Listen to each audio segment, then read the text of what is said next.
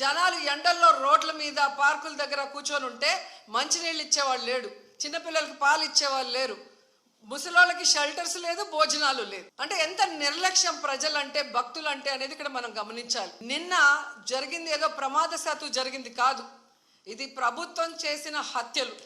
ఎందుకంటే చంద్రబాబు నాయుడు గారి నిర్లక్ష్యం, ఆయన నియమించిన టీటీడీ పాలక వర్గం, అలాగే దేవాదాయ శాఖ మంత్రి, అలాగే డిప్యూటీ సీఎం, అలాగే హోంమంత్రి, వీళ్ళందరి నిర్లక్ష్యం వల్లే ఇది జరిగింది. కాబట్టి వీళ్ళందరి మీద కేసులు, అంటే క్రిమినల్ కేసుల్ని ఫైల్ చేయాలని కూడా మేము డిమాండ్ చేస్తున్నాం.